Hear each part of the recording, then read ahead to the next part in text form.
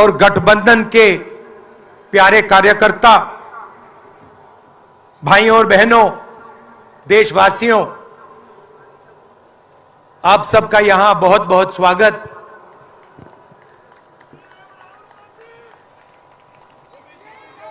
पिछले साल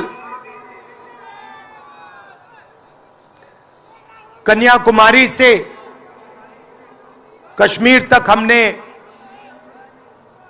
यात्रा की।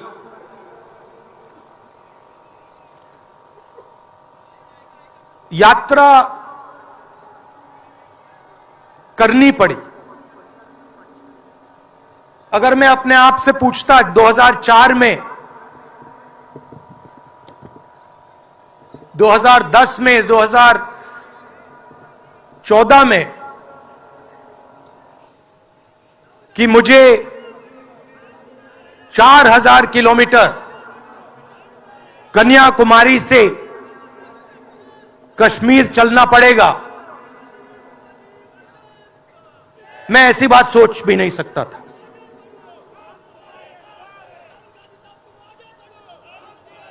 ये यात्रा, शांत हो जाए, ये यात्रा हमें क्यों करनी पड़ी? क्योंकि देश का जो कम्युनिकेशन का सिस्टम है, चाहे वो मीडिया हो,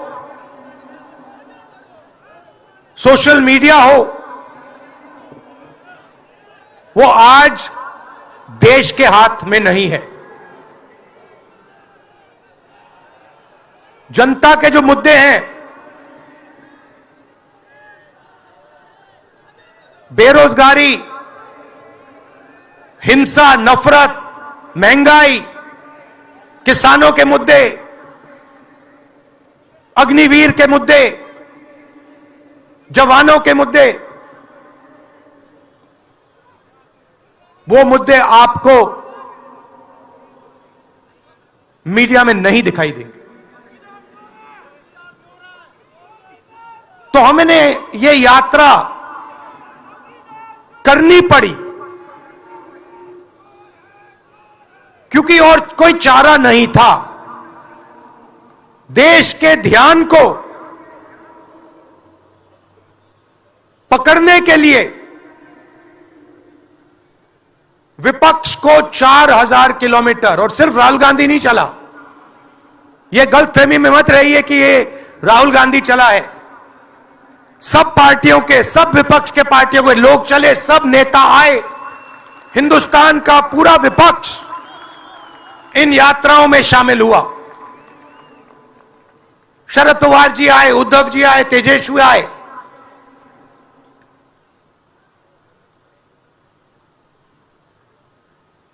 सोशल मीडिया में भी आप गलतफहमी में मत रहिए। किसी ने कहा कि सोशल मीडिया एक रास्ता है, सोशल मीडिया रास्ता नहीं है, उस पर भी कंट्रोल है।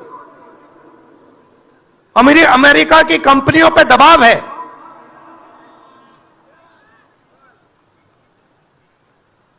तो काफी डिस्कशन होता है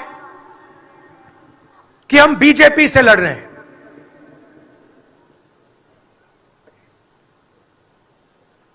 लोग सोचते हैं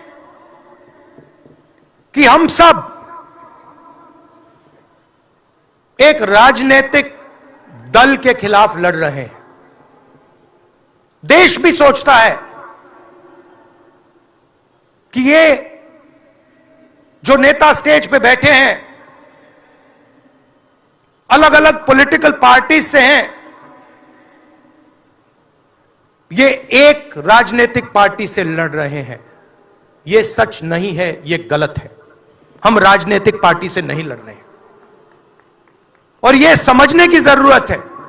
हिंदुस्तान के युवाओं को यह बात समझनी होगी। कोई और कहता है ये सब लोग एक व्यक्ति के खिलाफ लड़ रहे हैं, नरेंद्र मोदी के खिलाफ लड़ रहे हैं। नहीं, हम एक व्यक्ति के खिलाफ भी नहीं लड़ रहे हैं। ना हम बीजेपी के खिलाफ लड़ रहे हैं, ना हम एक व्यक्ति के खिलाफ लड़ रहे हैं। एक व्यक्ति को चेहरा बनाकर ऊपर डाल रखा है।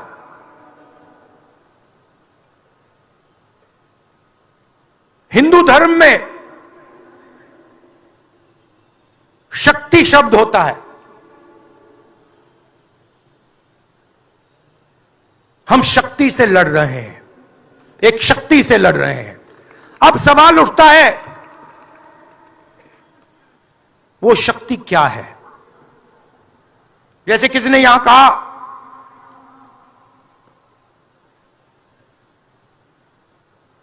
राजा की आत्मा ईवीएम में है। सही है, सही है। राजा की आत्मा ईवीएम में है।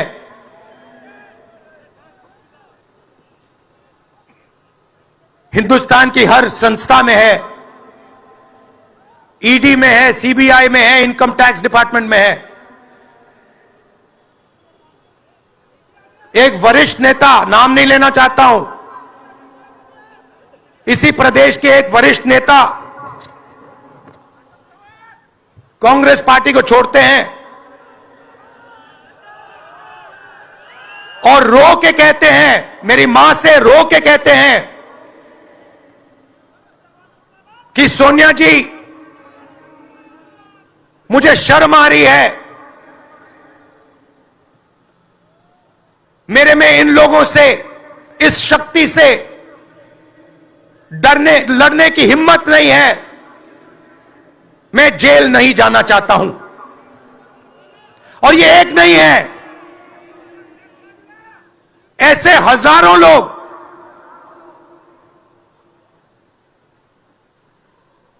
डराए गए हैं।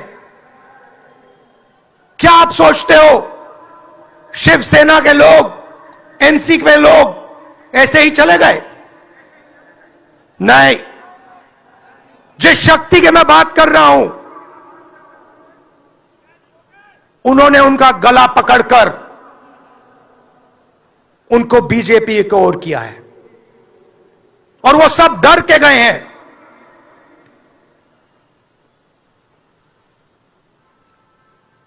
चार 4,000 किलोमीटर चला, उसके बाद 6,000 किलोमीटर मणिपुर से महाराष्ट्र, मुंबई, धारावी।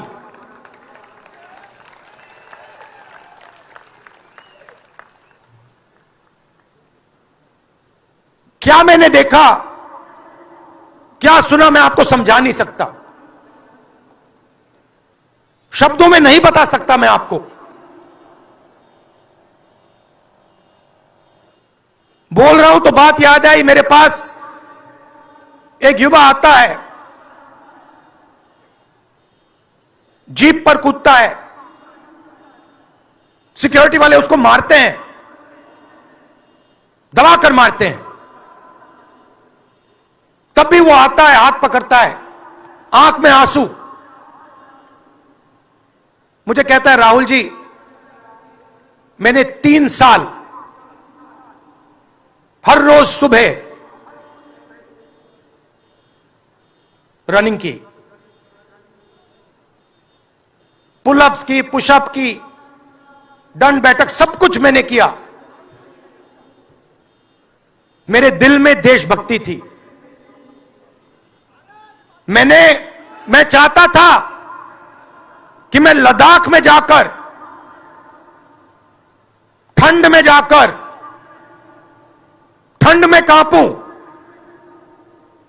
देश के दुश्मनों के सामने कांपूं, और एक दिन अगर मौका बने तो उनकी गोली भी खाऊं। यह मैंने सोचा था। राहुल जी, अग्निवीर लागू कर दिया। मेरे देश ने मुझे धोखा दिया है। नहीं, तुम्हारे देश ने तुम्हें धोखा नहीं दिया, तुम्हारी सेना ने तुम्हें धोखा नहीं दिया, उसी शक्ति ने तुम्हें धोखा दिया है। नरेंद्र मोदी भाइयों और बहनों सिर्फ मास्क है, मुखौटा है। जैसे ये बॉलीवुड के एक्टर हैं, उनको रोल दिया गया है कि भैया आज सुबह आपको यह करना है, कल आपको यह बोलना है, परसों आप यह करोगे, सुबह उठ के समुद्र के नीचे जाओ, चलो सी प्लेन में उड़ो। 56 इंच की छाती नहीं है, खोखला व्यक्ति है।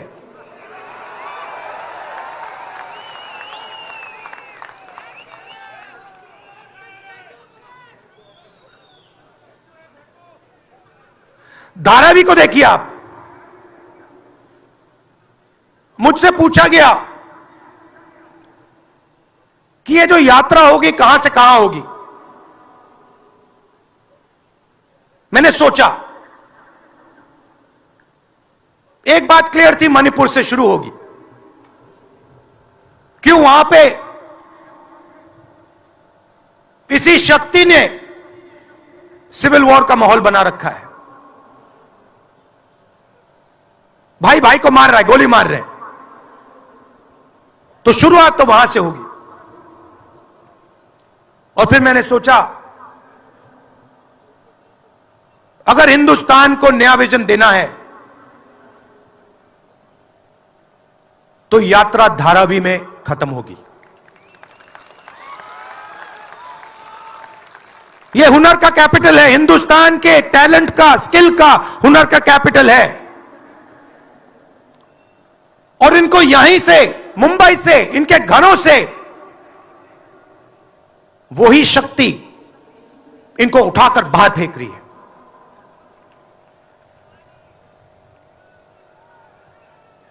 एक साथ मिलकर वही शक्ति इन लोगों की जिंदगी बर्बाद करने में लगी हुई है। मैं आपको इस स्टेज से बता रहा हूं, चाइना में एक शहर है, उसका नाम शेंजन है।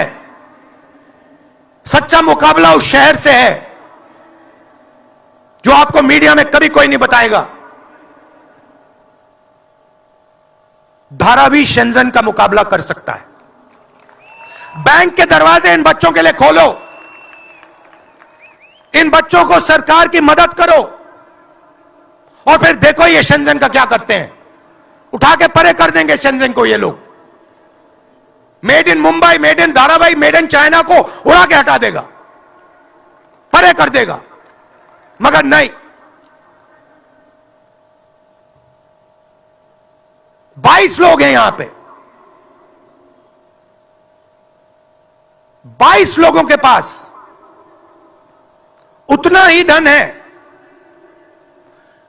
जितना हिंदुस्तान के 70 करोड़ लोगों के पास है।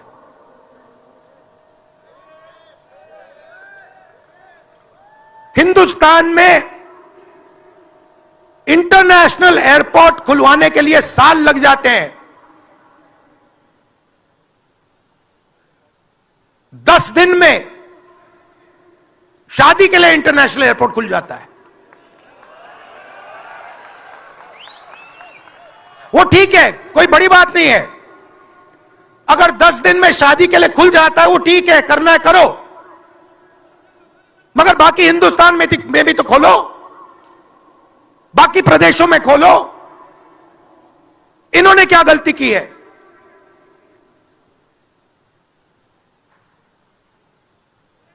पचास 50% हिंदुस्तान की आबादी पिछड़े वर्ग की है, 15% दलित, 8% आदिवासी, 15% माइनॉरिटी, 5%, 7% गरीब जनरल कास्ट के लोग। मीडिया के मालिकों की लिस्ट निकालिए, नाम दिखा दीजिए मुझे। दलित का नाम दिखा दो, आदिवासी का नाम दिखा दो, पिछड़े का नाम दिखा दो लिस्ट में। एक नहीं मिलेगा आपको। मैं ढूंढ रहा हूं, महीनों से ढूंढ रहा हूं।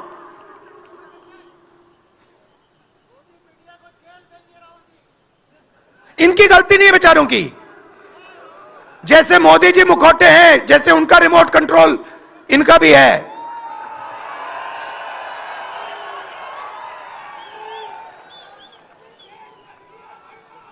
मीडिया में कोई नहीं। हिंदुस्तान की सबसे 200 बड़ी कंपनियों की लिस्ट निकालिए, मालिकों की लिस्ट निकालिए। गरीब जनरल कास्ट का व्यक्ति का नाम बता दो मुझे, दलित का, पिछड़े का, किसी भी गरीब व्यक्ति का नाम बता दो, किसी भी पिछड़े का नाम बता दो 200 कंपनियों के मालिक की लिस्ट में, नहीं मिलेगा। 90 अफसर इस देश को चलाते हैं। मैंने सिस्टम अंदर से देखा है, मैं समझता हूं सिस्टम को, इसलिए मोदी जी मुझसे डरते हैं। सब कुछ देखा है मैंने, सब समझता हूं। मैं अंदर बैठता था उसमें, सालों में अंदर बैठा हूं। कोई नहीं छुप सकता मुझसे, और मुझे दबा भी नहीं सकते हैं। मोदी जी को दबा सकते हैं तो 90 लोग हैं, उसमें 3 पिछड़े हैं, 3 दलित, 1 आदिवासी। फर्स्ट जनरेशन गरीब जनरल कास्ट का मुझे दिखा दो, उसमें 1 नहीं मिलेगा। बजट में 100 रुपए खर्च होते हैं,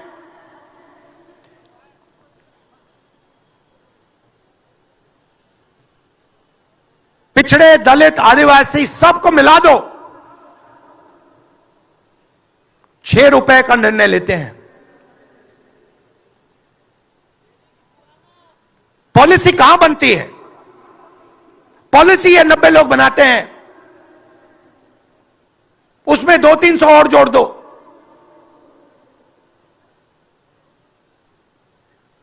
उसमें 50-60 अरबपति जोड़ दो।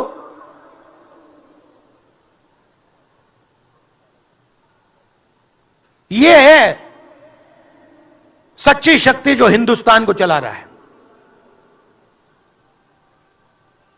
और इससे आप कोई नहीं बचेगा। आप में से कोई नहीं बचने वाला।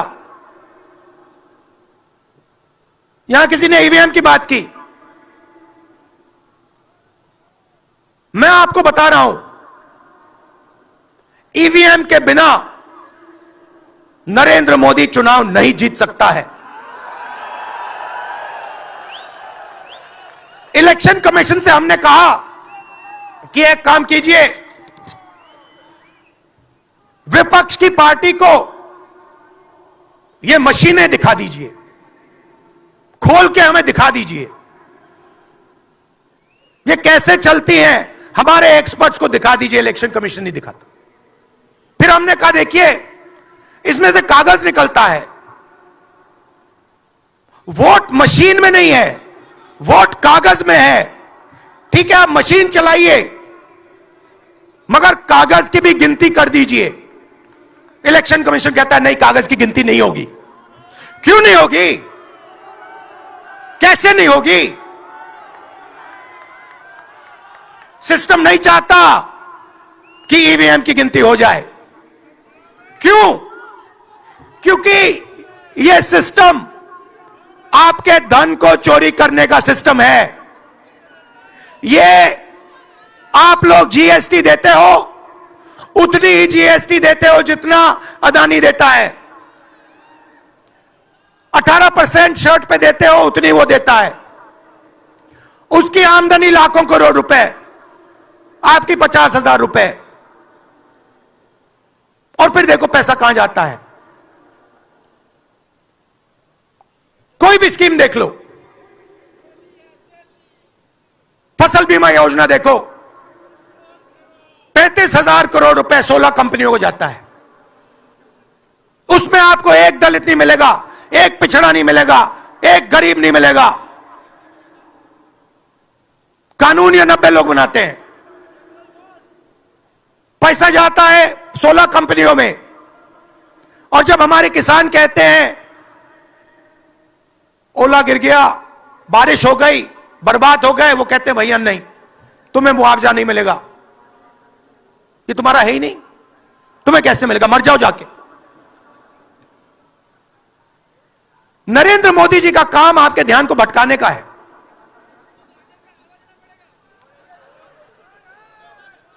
कभी आपसे कहेंगे देखो देखो चाइना की ओर देखो, पाकिस्तान की ओर देखो, कभी मोबाइल फोन की लाइट ऑन कर देंगे, थाली बजाओ,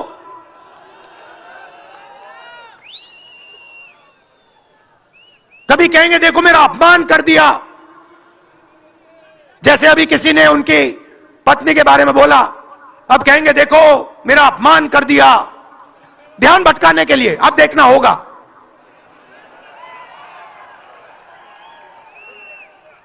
मगर यात्रा में यह सब साफ दिख जाता है, दर्द दिख जाता है, दुख दिख जाता है।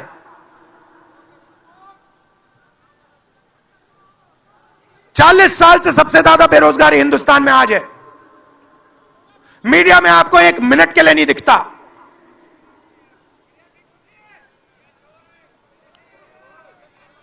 मोबाइल फोन आप देखते हो, चाइना का मोबाइल फोन, शर्ट खरीदते हो चाइना की शर्ट, जूते खरीदते हो चाइना के जूते।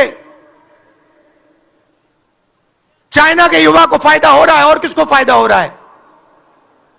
और किसको फायदा हो रहा है? यह आपने कभी पूछा अपने आप से? जब चाइना का यहां माल बिकता है, सिर्फ चाइना को फायदा नहीं होता, हिंदुस्तान के अरबपतियों को भी फायदा होता है भाई और बहनों। इसलिए धारावी को कभी उठने नहीं देंगे। इसलिए धारावी को यह सरकार कभी सपोर्ट नहीं दे सकती।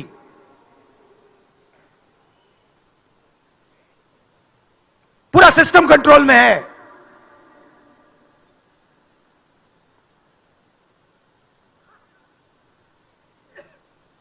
जब इनकी पहले सरकार आई, मैं आपको दिल की बात बताता हूं, पहले इनकी सरकार आई, अरुण जेटली मेरे पास आते हैं, कमरे में बैठते हैं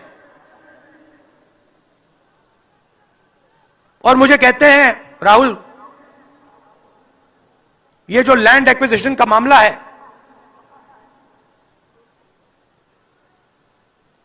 तुम इस पर मत बोलो। क्यों नहीं बोलूं? जनता का मामला है। अगर बोलोगे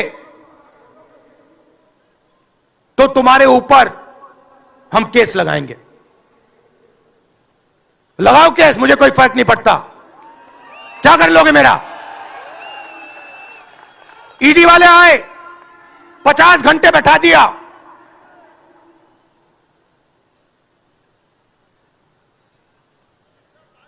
अंत में पता है क्या बोलता है ईडी का अफसर? मुझे पता है क्या बोलता है? कहता है राहुल जी, आप किसी से नहीं डरते हो, आप नरेंद्र मोदी को हरा सकते हो।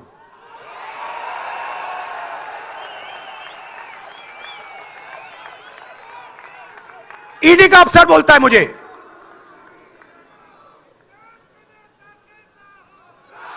मगर मैं राहुल गांधी नहीं हूं। आप यह मत सोचो कि मैं राहुल गांधी हूं। आप यह मत सोचो कि उद्धव ठाकरे हैं। यह नहीं है, यह हिंदुस्तान की आवाज है। आप देखिए, हर प्रदेश से यहां लोग बैठे हैं, हर व्यक्ति ने अपनी यहां बात रखी। स्टालिन जी ने अपनी बात रखी, सोरेन जी ने अपनी बात रखी। यह हिंदुस्तान बोल रहा है। नरेंद्र मोदी जी की मीटिंग देखिए, वहां सिर्फ एक व्यक्ति बोलता है।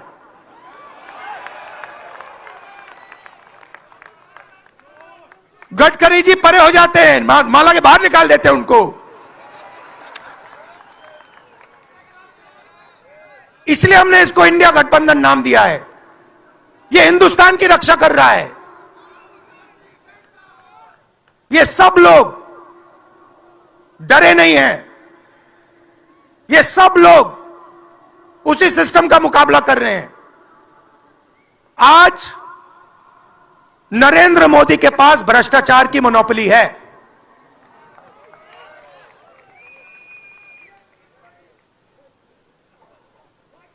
इलेक्टोरल बॉन्ड्स का सिस्टम निकाला। मैं आपको समझाता हूं, यहां पे जो छोटे छोटे सड़कों पे ना एक्सटॉर्शन चलता है, हफ्तेबाजी चलती है ना, वो नेशनल लेवल पे कर रहे हैं ये लोग। मैं बता देता हूं, 4 तरीके की हो रही है। एक, पहले ये कॉन्ट्रैक्ट देते हैं, सरकार कॉन्ट्रैक्ट देगी और सीधा परसेंटेज लेगी। इलेक्टोरल बॉन्ड देख लीजिए, उसमें साफ है, कंपनी को कॉन्ट्रैक्ट मिलता है, उसके एकदम बाद वो बीजेपी को हफ्ता देना शुरू कर देती है। दूसरा, सीधा एक्सटॉर्शन, ईडी सीबीआई भेज देंगे। जैसे यहां पे मुंबई का एयरपोर्ट इनको चाहिए था, ईडी सीबीआई भेजी, एयरपोर्ट किसी और को पकड़ा दिया, सीधा एक्सटॉर्शन। तीसरा, शेल कंपनी, जैसे यहां भी किसी ने कहा, अंबेडकर जी ने कहा, कंपनी की प्रॉफिट ही नहीं है और उससे ज्यादा पैसा वो बीजेपी को दे रही है। और चौथा, कॉन्ट्रैक्ट देने के पहले पैसा दो, कॉन्ट्रैक्ट लो। देखिए, मैं आपको एक बात कहता हूं, यहां मुंबई में किसी भी गुंडे को आप सीबीआई, ईडी और इनकम टैक्स पकड़ा दो, ठीक है, वो हो रहा है, वो ही हो रहा है। एक व्यक्ति ने इनको पकड़ रखा है, उनके पीछे एक और शक्ति है, वो कह रही है भैया आप देखो हमें ये एयरपोर्ट चाहिए। आपका एयरपोर्ट मुंबई का एयरपोर्ट है ना, आपने तो देखा, सीबीआई की इंक्वायरी हुई और उसके एकदम बाद मुंबई एयरपोर्ट अदानी जी को मिल गया। तो मैं आपसे कह रहा हूं कि इससे आपका नुकसान हो रहा है। नोटबंदी की, जीएसटी लागू की, जो हिंदुस्तान का रोजगार का सिस्टम था उसको खत्म कर दिया। चाहते हैं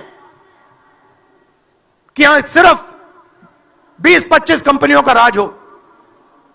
चाहते हैं कि ये जब छोटा धंधा चलाते हैं, सब्जी बेचते हैं, छोटे छोटे दुकानें चलाते हैं, चाहते हैं ये सब खत्म हो जाए और एक के बाद एक इनको खत्म कर रहे हैं। स्मॉल और मीडियम मैन्युफैक्चरिंग जो है उसको सबको खत्म कर रहे हैं। यही लोग तो चाइना का मुकाबला कर सकते हैं। जो स्मॉल और मीडियम इंडस्ट्री है वही तो चाइना का मुकाबला करेगी, वही तो देश को रोजगार देगी। उस नींव को उड़ा रहे हैं।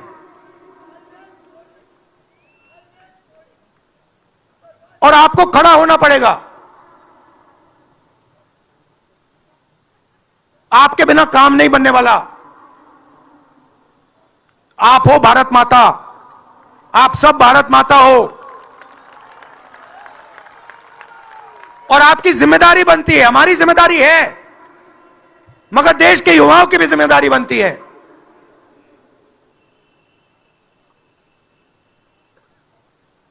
पूरा देश अग्निवीर के खिलाफ है। मैं 4000 किलोमीटर चला, एक युवा ने मुझे नहीं कहा कि अग्निवीर अच्छा लगता है। वो जो रो रहा था मुझे कहता है राहुल जी मैं नहीं जाऊंगा, मैं नहीं जाऊंगा, मैं अग्निवीर नहीं बनूंगा। और फिर मुझे कहता है राहुल जी जहां पे पहले हम दौड़ने जाते थे वो सब खाली पड़ा है। यात्राओं से मुझे बहुत सीखने को मिला, दर्द भी हुआ, चोट भी लगी।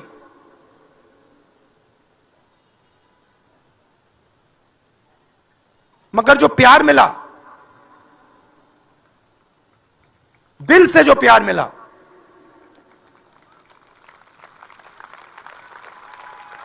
वो उसका कोई मुकाबला ही नहीं है। मैं बता ही नहीं, समझा नहीं सकता आपको। और जो भी आप मुझसे करवाना चाहो, जहां भी आप मुझे बुलाना चाहो, मैं आपके लिए और इस देश के लिए हाजिर हूं।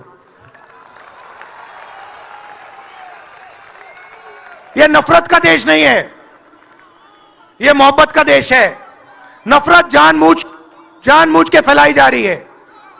नफरत इसलिए फैलाई जा रही है कि आप अपना ध्यान इधर उधर करो और आपके जेब में से आपका पैसा लूटा जाए, छीना जाए।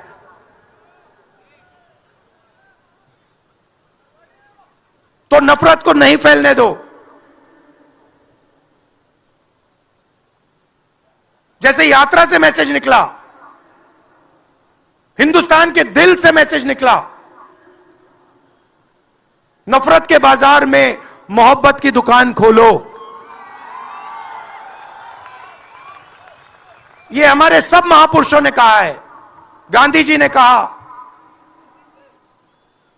बुद्ध भगवान ने कहा, राम जी ने कहा, यही कहा। अगर राम का, बुद्धा का एक ही मैसेज है, नफरत के बाजार में मोहब्बत की दुकान खोलो। धन्यवाद।